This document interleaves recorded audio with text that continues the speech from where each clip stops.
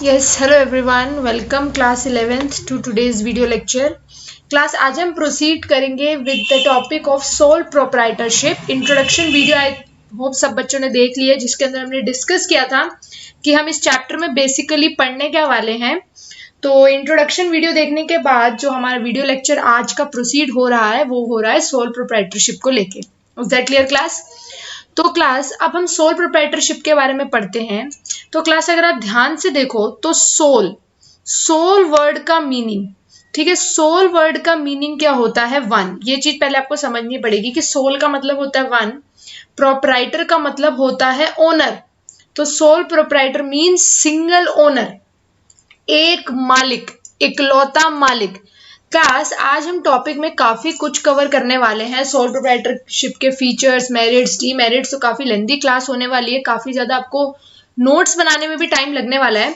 लेकिन उन सबसे घबराना नहीं है, क्योंकि हमारा फोकस बहुत अच्छे तरीके से कॉन्सेप्चुअल क्लैरिटी है, बहुत अच्छी तरीके से हमें पढ़ना है, हमें डिवोशन से पढ़ना है, हमें अच्छे मार्क्स लाने हैं.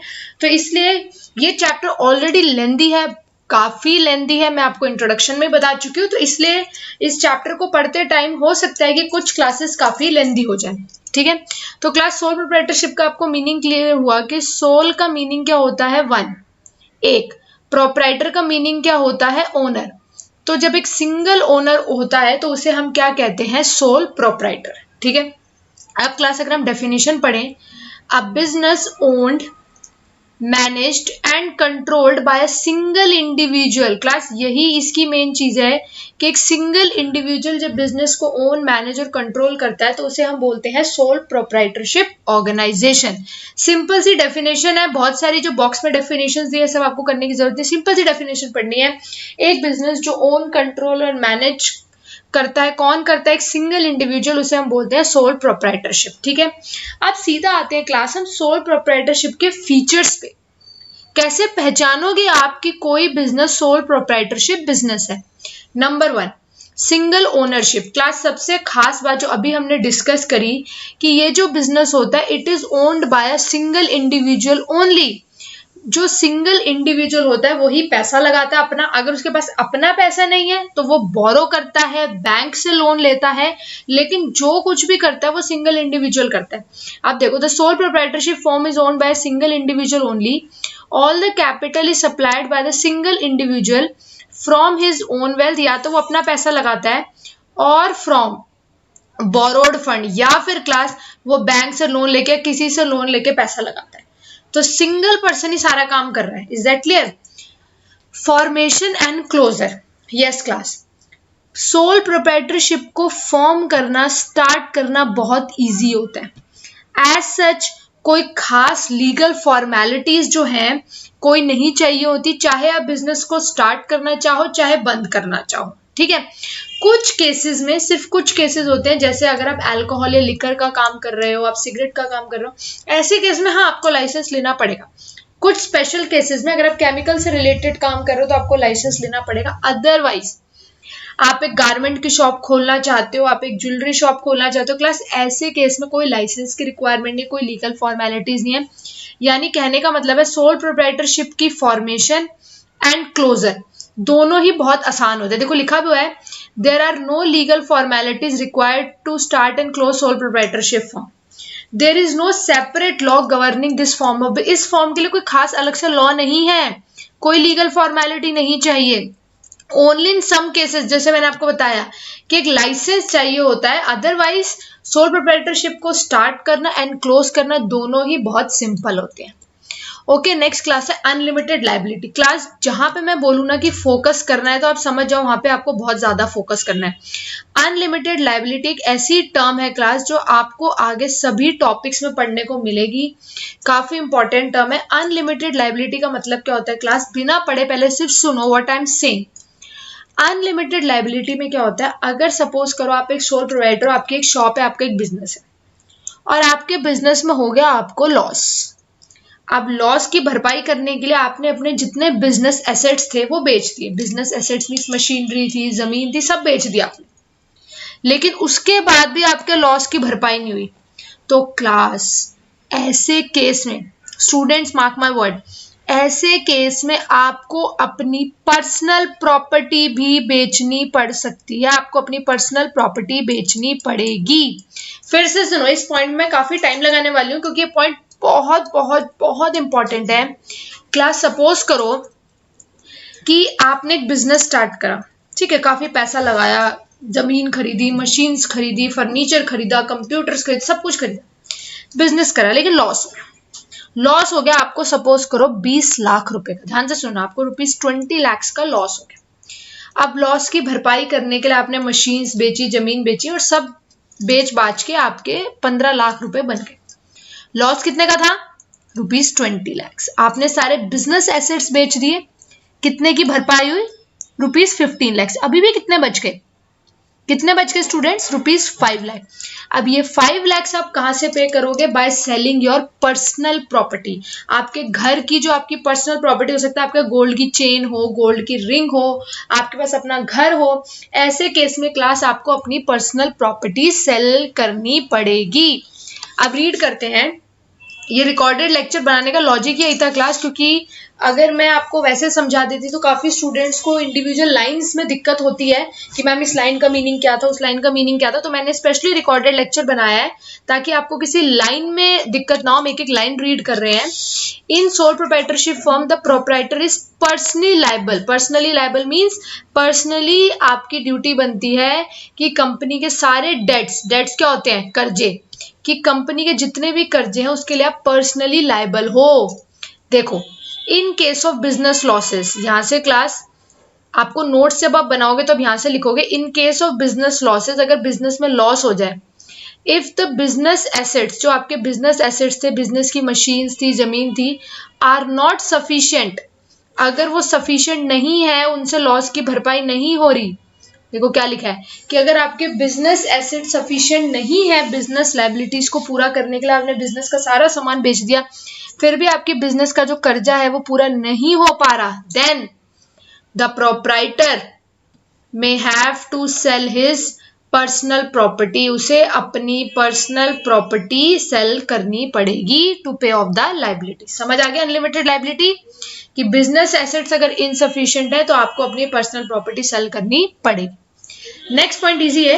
Individual risk bearing and profit recipient. Class common sense की बात है। जब आप सिंगल ओनर हो, आप ही बिजनेस के मालिक हो, आप ही सब कुछ कंट्रोल कर रहे हो, मैनेज कर रहे हो, तो अगर कोई रिस्क होगी, बिजनेस में लॉस होगा, रिस्क होगी, तो वो कौन बियर करेगा? तो वो आप ही बियर करोगे, ऑब्वियस बात है। और ऐसे ही अगर प्रॉफिट होगा तो वो प्रॉफिट अकेला किसको मिलेगा? अरे आपको ही मिलेगा भाई। जब आप सिंगल ओनर हो तो जब रिस्क सारी आप उठाओगे, तो अगर प्रॉफिट होता है तो वो भी आपको किसी के साथ बांटने की जरूरत नहीं है। सारा प्रॉफिट किसको मिलेगा? आपको ही मिलेगा। ठीक है? वन मैन कंट्रोल, आपको हेडिंग से ही क्लियर हो रहा है। वन मैन कंट्रोल का मतलब क्या है कि सोल प्रोप्राइटर जो है वो सोल ओनर है, सिंगल ओनर है, एंड उसका बिजनेस पे फुल कंट्रोल है। ठीक है? एक ही पर्सन है। कहां से रॉ मटेरियल आएगा, कब आपको बिजनेस शॉप ओपन करनी है, कब फैक्ट्री बंद करनी है, अगर फैक्ट्री है तो शॉप है तो कब शॉप ओपन करनी है, बंद करनी है, कैसे डील करना है, कैसे डील नहीं करना, हर एक चीज में, हर एक छोटी से छोटी चीज में डिसीजन किसका चलेगा? अरे भाई, हर एक छोटी चीज में डिसीजन किसका चलेगा? आपका ही चलेगा, क्योंकि आप वहां पे क्या हो? Single owner. रीड करते हैं। The proprietor is the sole owner of the firm and has full control over it. The ownership and management lies in the hands of one person। वही बार बार बात हो रही है कि एक ही पर्सन के हाथ में सब कुछ है। Some persons or managers may be employed to help the owner। ध्यान से सुनो क्लास, हो सकता है कि आपका बिजनेस बड़ा और आप कुछ एम्प्लॉयज को रख लो अपनी हेल्प करने के लिए, बट हेल्प करने के लिए आपने एम्प्लॉयज रखी है, मालिक आप ही हो। अल्टीमेट कंट्रोल किसके पास रहेगा? अल्टीमेट कंट्रोल आपके पास ही रहेगा। जैसे सपोज करो आपने एक शॉप ओपन करी, अब वो शॉप अच्छी चल रही है, काफी कस्टमर्स आते हैं, तो आपने अपनी हेल्प के लिए एक पर्सन को रख लिया, एक 2-4 एम्प्लॉयज रख लिए जो सामान उठा के कस्टमर्स को दे देते हैं, होम डिलीवरी कर देते हैं। लेकिन अल्टीमेट कंट्रोल किसके पास है? आपके हाथ में, क्योंकि आप वन मैन आर्मी हो, वन पर्सन हो, वन सिंगल ओनर हो। नेक्स्ट पॉइंट क्लास, ये भी बहुत इंपॉर्टेंट है, काफी ज्यादा यूज होगा आगे चैप्टर में। No separate legal entity. Class आपको समझना पड़ेगा, जैसे आप अकाउंट्स में पढ़ते हो, अगर मैं आपको ध्यान से याद दिलाऊं तो आप अकाउंट्स में पढ़ते हो कि बिजनेस और ओनर अलग अलग होते हैं। पढ़ते हो? अकाउंट्स में नहीं पढ़ते कि बिजनेस अलग है, ओनर अलग है, दोनों को आप एक नहीं मान सकते। ठीक है ना। लेकिन सोल प्रोप्राइटर में ऐसा नहीं होता। सोल प्रोप्राइटरशिप में बिजनेस और ओनर अलग नहीं होते, उनको एक ही माना जाता है। लॉ की नजरों में, कोर्ट की नजरों में बिजनेस और ओनर अलग अलग नहीं होते। A sole proprietor has no legal identity separate from that of its owner. एक सोल प्रोप्राइटर की कोई अलग आइडेंटिटी नहीं है अपने ओनर से। देखो ये लाइन आपको एग्जाम में जरूर लिखनी है, जो मैं अब अंडरलाइन करने वाली हूँ। Law makes no difference between the owner and the enterprise, ये आपको ध्यान रखना है। लॉ की नजरों में कोई डिफरेंस नहीं है ओनर और एंटरप्राइज के बीच में, दोनों एक ही है। Business and the owner exist together, दोनों एक ही माने जाते हैं। ठीक है। Next point, lack of business continuity, again an important point जो आगे काफी यूज होगा। क्लास देखो, सोल प्रोप्राइटरशिप बिजनेस में पूरा का पूरा बिजनेस एक ही ओनर कंट्रोल कर रहा है, एक सिंगल पर्सन है जो सब कुछ कंट्रोल कर रहा है। तो ऐसे केस में क्लास क्या होता है, जब सिंगल ओनर एक सब कुछ कंट्रोल करता है, तो अगर उस ओनर को कुछ हो जाए, सपोज उसकी डेथ हो जाए या वो इंसॉल्वेंट हो जाए, इंसॉल्वेंट समझते हो ना, दिवालिया निकल जाए, मतलब वो बिल्कुल ही, मतलब आप ये कह सकते हो कि कंगाल हो जाए, तो ऐसे केस में, या वो बीमार हो जाए, इम्प्रिजनमेंट, जेल में चला जाए, तो ऐसे केस में बिजनेस नहीं चल पाता। क्यों? क्योंकि बिजनेस का वो सिंगल ओनर था। अगर उस सिंगल ओनर को ही कुछ हो गया तो फिर बिजनेस कंटिन्यू नहीं कर पाता। फिर हमने अभी एक और चीज भी पढ़ी थी, जस्ट ऊपर वाले पॉइंट में हमने पढ़ा था कि लॉ की नजरों में बिजनेस ओनर एक ही है। भाई लॉ की नजरों में कोई डिफरेंस नहीं है बिजनेस ओनर के बीच में, बिजनेस ओनर एक ही है। तो अगर वो एक ही है और ओनर को कुछ हो जाता है तो बिजनेस कंटिन्यू नहीं कर पाता। स्मॉल साइज, तो क्लास ये ऑब्वियस बात है कि जो सोल प्रोप्राइटरशिप है वो बहुत स्मॉल स्केल पे काम करते हैं, क्योंकि एक बंदा कितना मैनेज कर लेगा। अगर आप बड़ा बिजनेस करना चाहते हो, लार्ज ऑर्गेनाइजेशन करना चाहते हो, तो आपके पास बहुत ऑप्शन है, आप आगे पढ़ोगे, पार्टनरशिप है, जॉइंट स्टॉक कंपनी है, कोऑपरेटिव सोसाइटी है। लेकिन सोल प्रोप्राइटर क्योंकि एक सिंगल पर्सन सब कुछ हैंडल कर रहा है, तो ये बहुत स्मॉल स्केल पे ऑपरेट करता है। ठीक है, खुद देखो एक ही पर्सन पैसा अरेंज कर रहा है, सारा कंट्रोल एक ही पर्सन कर रहा है, तो ऐसे केस में जिसको ऑपरेशन का जो स्केल है वो क्या रहता है, हमेशा छोटा रहता है। ठीक है, तो ये हमने फीचर्स डिस्कस कर दिए हैं क्लास। अगर आपको इसमें कोई भी डाउट है, पहली बात तो वीडियो को एक बार दोबारा जरूर देखो, एंड कोई भी डाउट है किसी टॉपिक में तो just let me know so that we can clear it in the doubt clearing session. अब हम चलते हैं class merits of sole proprietorship. Class जिन बच्चों ने इंट्रोडक्शन या अभी जो हमने फीचर्स पढ़े हैं वो अच्छे से सुने हैं, ध्यान से सुने हैं, तो आपको मेरिट्स डीमेरिट्स पढ़ने में कोई भी प्रॉब्लम नहीं होगी, बहुत इजीली कर पाओगे। सबसे पहला मेरिट है क्लास क्विक डिसीजन। आप क्लास ध्यान से देखो, quick decision, yes, quick decision का मतलब क्या होता है, बहुत जल्दी डिसीजन लिए जाते हैं। क्या होता है क्लास, सोल प्रोप्राइटरशिप में सारे डिसीजन कौन लेता है, एक सिंगल ओनर। ना तो उसे किसी से कंसल्ट करने की जरूरत है, ना उसे किसी से पूछने की जरूरत है, तो टाइम तो वेस्ट होता नहीं, कोई डिले नहीं होता, उसने खुद डिसीजन लेना, अकेले ने सोच के डिसीजन लेना है, वो फटाफट डिसीजन ले लेता है। देखो, in sole proprietorship firm all the decisions are taken by the proprietor. सारे डिसीजन कौन लेता है, proprietor. He is not suppose to consult anyone and waste time, किसी से कुछ पूछने की जरूरत नहीं है। By quick decision immediate actions can be taken, भाई उसी टाइम डिसीजन लिया, उसी टाइम एक्शन ले लिया। देयर आर नो डिलेज, कोई डिले नहीं होता, और बिजनेस जो है वो फटाफट जो भी चेंजेस आते हैं एनवायरनमेंट में उसको अडेप्ट कर लेता है। इतना कुछ आपको खैर लिखने की जरूरत नहीं है, आपको सिर्फ इतना लिखना है कि इन सोल प्रोप्राइटरशिप बिजनेस एक प्रोप्राइटर लेता है, वो किसी से कंसल्ट नहीं करता, तो टाइम वेस्ट नहीं होता, and immediate actions can be taken. आपको यहां तक लिखना है, टेकन तक। ठीक है क्लास, ज्यादा डिटेल में नहीं जाना, जितना कोर्स में उतने तक ही आपको लिखना है। Confidentiality, yes, very very important point, बहुत बड़ा मेरिट है ये, फायदा है सोल प्रोप्राइटर का। क्लास ध्यान से सुनो, अगर आप एक कंपनी स्टार्ट करते हो, एक कोऑपरेटिव सोसाइटी स्टार्ट करते हो, तो क्लास वहां पे कंपलसरी हो जाता है कि आपको अपने अकाउंट्स पब्लिश करने हैं, पब्लिक के सामने लाने हैं। पब्लिक को पता होना चाहिए आपने कितना प्रॉफिट कमाया, कितना लॉस इनकर करा, आपके पास कितने एसेट्स हैं, सब कुछ समझ रहे हो। अगर आप एक कंपनी फॉर्म चूज करते हो, कोऑपरेटिव सोसाइटी चूज करते हो, तो आपको अपने अकाउंट्स पब्लिक के सामने पब्लिश करने हैं। लेकिन ध्यान से सुनो, सोल प्रोप्राइटरशिप में ये कंपलसरी नहीं है टू पब्लिश योर अकाउंट्स। दूसरी बात, आप अकेले ओनर हो, आपको किसी से कुछ शेयर करने की जरूरत ही नहीं है डिटेल्स बिजनेस की, आप हर डिटेल अपने पास सीक्रेट रख सकते हो।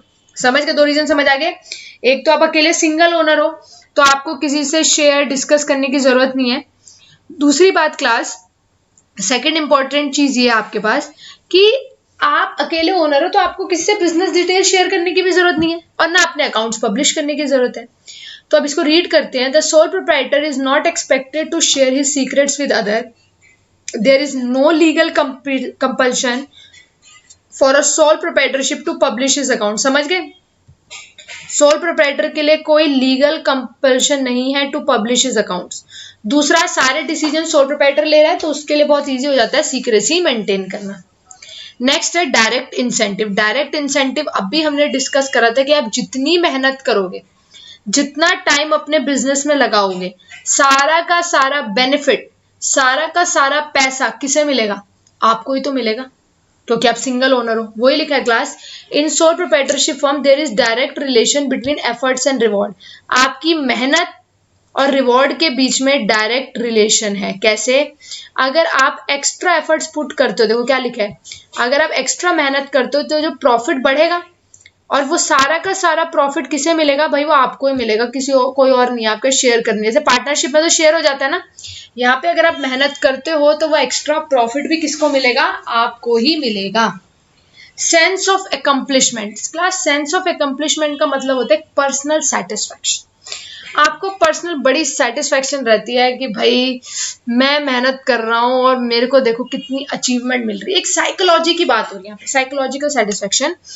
अब जैसे मैं अपने इंस्टीट्यूट में मेहनत कर रही हूँ, मैं सोल ओनर हूँ, मुझे जितना भी रिवॉर्ड मिलता है, प्रॉफिट मिलता है, गेन मिलता है, तो मुझे बड़ी खुशी होती है कि मैं मेहनत कर रही हूँ, मुझे किसी से बांटने की जरूरत नहीं है, सारा का सारा पैसा मुझे मिल रहा है। अपने लिए काम करना बहुत अच्छा लगता है। ठीक है? जैसे अब मैं जॉब करती हूँ तो मुझे इतनी सेटिस्फैक्शन नहीं होती, क्योंकि भाई बड़े लेवल पे अर्निंग स्कूल कर रहा है, मुझे उसका एक छोटा सा पोर्शन मिल रहा है। लेकिन जब मैं अपने लिए काम करती हूँ तो मुझे एक मेंटल सेटिस्फैक्शन, एक साइकोलॉजिकल सेटिस्फैक्शन मिलती है क्लास, कि हाँ मेरे को, मैं मेहनत कर रही हूँ, मुझे उसका सारा हिस्सा मिल रहा है। Easy to form and dissolve class, ये हम अभी डिस्कस कर चुके हैं कि सोल प्रोप्राइटरशिप को बनाना और बंद करना दोनों ही बहुत आसान है, कोई लीगल फॉर्मेलिटीज नहीं है। ठीक है? तो easy to form and dissolve हम डिस्कस कर चुके हैं, तो मैं दोबारा डिस्कस नहीं कर रही। अब आते हैं क्लास डिसएडवांटेज या डीमेरिट्स कि सोल प्रोप्राइटरशिप के कुछ नुकसान भी हैं। सिर्फ फायदे ही फायदे नहीं है कि भाई क्विक डिसीजन ले लिया और सीक्रेसी मेंटेन हो गई, कॉन्फिडेंशियलिटी है और सारा प्रॉफिट मुझे मिल रहा है और easy to form and dissolve है, साइकोलॉजिकल सेटिस्फैक्शन मिल रही है मुझे अचीवमेंट की कि मैं मेहनत कर रही हूँ, मुझे रिवॉर्ड मिल रहा है। इसके कुछ डीमेरिट्स भी हैं। डीमेरिट्स में सबसे नंबर 1 लिमिटेड रिसोर्सेज। क्लास देखो, सोल प्रोप्राइटरशिप में जो आपको सारा फाइनेंस है, जो पैसा है, वो कौन लगाता है? ओनर। एक सिंगल ओनर है, वो कहाँ से पैसा लगाता है? या तो जो उसके पास अपना पैसा होता है या फिर जो वो बैंक वगैरह से बोरो कर पाता है, यही होता है ना। अब क्लास ध्यान से सुनो, बैंक से बोरो करने जब आप जाओगे, अगर आपके पास अपना पैसा कम है, तो सोल प्रोप्राइटर को बैंक करोड़ों रुपए उधार नहीं देता।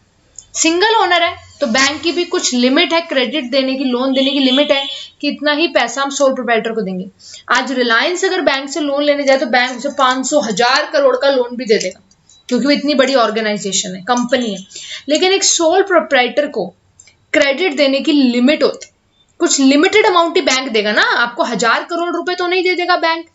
तो वही लिखा है क्लास, सोल प्रोप्राइटरशिप फर्म में finance is supplied by the proprietor himself. या तो आप अपना पैसा खुद लगा रहे हो फ्रॉम हिज वेल्थ और फ्रॉम बोरोइंग्स, भाई आप अपनी वेल्थ, अपना जो आपका पैसा है उसमें से लगा रहे हो, या बोरोइंग्स में से पैसा लगा रहे हो जो आपने बैंक से बोरो करा है। लेकिन इस लाइन को जरूर लिखना एग्जाम में, there is a limit to the credit raising capacity of a single person. Single person कितना क्रेडिट उधार ले लेगा, कितना बैंक उधार दे देगा, इसकी एक लिमिट होती है। तो इस वजह से क्लास ज्यादा पैसा एक सोल प्रोप्राइटर जो है अपने बिजनेस में नहीं लगा पाता, एंड यही पॉइंट बनता है limited resources. Next, limited life of a business. Class ये अभी हमने डिस्कस करा है। लैक ऑफ कॉन्टिन्यूटी मैं दोबारा डिस्कस नहीं करूंगी, शॉर्ट्स में एक बार रिवाइज करा देती हूँ कि जो सोल प्रोप्राइटरशिप बिजनेस होता है इसमें ओनर और बिजनेस अलग नहीं होते, सेपरेट नहीं होते। तो अगर ओनर को कुछ हो जाए, ओनर बीमार हो जाए, इंसॉल्वेंट हो जाए, डेथ हो जाए, जेल में चला जाए, कुछ भी हो जाए ओनर को, तो बिजनेस जो है वो एंड पे आ जाएगा, business will come to an end. ठीक है, if the proprietor falls ill or become insolvent then the business may come to an end. ये डिस्कस कर चुके हैं हम पॉइंट। अनलिमिटेड लायबिलिटी हम डिस्कस कर चुके हैं कि सोल प्रोप्राइटरशिप में अगर आपको लॉस हो जाता है और आपके बिजनेस एसेट्स इनसफिशिएंट है, आपके बिजनेस एसेट्स भरपाई नहीं कर पा रहे लॉस की, देन जो सोल प्रोप्राइटर उसे अपने पर्सनल एसेट्स भी बेचने पड़ सकते हैं। लिमिटेड मैनेजरियल स्किल, ये न्यू पॉइंट है क्लास। देखो क्लास हमने पढ़ा कि सोल प्रोप्राइटरशिप में एक ही पर्सन है जो सब कुछ मैनेज कर रहा है, सब कुछ, भाई वो सब कुछ देख रहा है, वही कैशियर भी है, कैश भी वो कलेक्ट कर रहा है, अकाउंट्स भी वही देख रहा है, मैनेजमेंट भी वही कर रहा है, सेल्स भी वही देख रहा है, परचेज भी वही देख रहा है। क्लास खुद सोचो, एक person, a single individual can not be expert in all the activities. It is impossible कि एक पर्सन सभी एक्टिविटीज में एक्सपर्ट है, ऐसा हो ही नहीं सकता, इट्स इम्पॉसिबल। इसलिए क्लास ये पॉइंट बना है लिमिटेड मैनेजरियल स्किल के सोल प्रोप्राइटरशिप फर्म में सारी एक्टिविटीज एक सिंगल इंडिविजुअल कर रहा है, एंड सिंगल इंडिविजुअल के लिए पॉसिबल नहीं है, सिंगल इंडिविजुअल के लिए पॉसिबल नहीं है कि वो सभी फील्ड में एक्सपर्ट्स हो। भाई वो एक अच्छा सेल्स पर्सन हो सकता है बट अच्छा मैनेजर ना हो, वो अच्छा अकाउंटेंट ना हो, तो इसलिए ये पॉइंट आया है कि एक पर्सन में सारी स्किल्स नहीं होती। अब अगर आप ये सोचो कि चलो वो मैनेजर अपॉइंट कर लेगा, वो अकाउंटेंट अपॉइंट कर लेगा, तो क्लास सोल प्रोप्राइटरशिप में इतना पैसा नहीं होता कि आप इतने सारे लोगों को अपॉइंट कर सको। ठीक है, बाकी आप रीड करोगे पॉइंट आपको समझ आ जाएगा। इसके बाद क्लास कुछ केस स्टडीज दे रखी हैं, उन केस स्टडीज में हम फर्स्ट केस स्टडी डिस्कस करते हैं। Manoj is running a general store और उसका नाम है डेली नीड्स, और वो सारे डिसीजंस खुद लेता है। ठीक है, कोई उसके बिजनेस में इंटरफेयर नहीं करता, सारा प्रॉफिट उसे ही मिलता है, सारे रिस्क वही उठाता है।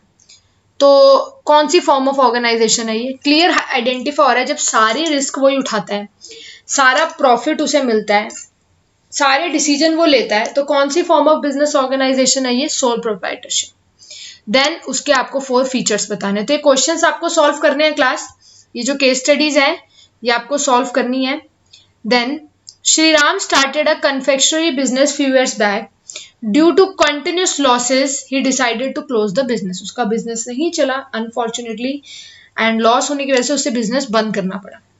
He owes ₹4 lakh to supplier firm who he had been taking goods on credit. अब उसे 4 लाख रुपए उन सप्लायर्स को देने हैं जिनसे वो रॉ मटेरियल ले रहा था, क्योंकि लॉस हो गया ना, अब बिजनेस बंद कर रहा है, लॉस हो रहा था, लेकिन उसे अभी भी सप्लायर को 4 लाख रुपए देने हैं जिनसे वो रॉ मटेरियल लेता था।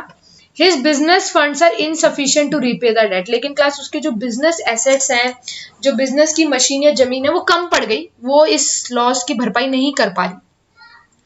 Can the supplier recover the funds from the personal assets of Ram? क्या जो सप्लायर है वो राम के पर्सनल एसेट से, राम के पर्सनल एसेट से क्या अपने लॉस की भरपाई कर सकता है? यस, कर सकता। हमने अनलिमिटेड लायबिलिटी में पढ़ा ही क्या है कि अगर आप अपने बिजनेस एसेट से लॉस की भरपाई नहीं कर पा रहे तो आपको पर्सनल एसेट से करनी पड़ेगी। अगर आप बिजनेस एसेट से लॉस की भरपाई नहीं कर पा रहे क्लास, बिजनेस एसेट्स आपके इनसफिशिएंट हैं, देन आपको अपनी पर्सनल प्रॉपर्टी बेच के उस लॉस को पूरा करना पड़ेगा। Is that clear class? तो काफी लेंथी क्लास हो गया आज की। आज हमने सोल प्रोप्राइटरशिप के इंट्रोडक्शन, फीचर्स, मेरिट्स, डीमेरिट्स सब कुछ डिटेल में रीड कर लिया, एक एक लाइन रीड कर लिया है। तो क्लास मेरी एडवाइस है ये कि आप वीडियो को 2 बार जरूर देखो ताकि ये पॉइंट्स आपको साइड बाय साइड लर्न हो जाए। कितना भी बोरिंग आपको लगे, लेकिन अगर आप 2 बार इस वीडियो को देखोगे तो आपको सारे पॉइंट्स लर्न हो जाएंगे। तो क्लास केस स्टडीज भी आपको जरूर करनी है, क्लासवर्क में you have to solve the case studies also. तो अगर आपको इस टॉपिक में कोई भी डाउट है क्लास, तो आप मुझे बता सकते हो, so that we can clear it in the doubt clearing session. ठीक है, बाकी आई होप कि आपको ये टॉपिक अच्छे से क्लियर हो गया होगा। अच्छे से रीड करो, कंसिडरेबल अमाउंट ऑफ टाइम दो, कॉन्सेंट्रेशन से रीडिंग करो, make notes and let me know if you are having any doubt.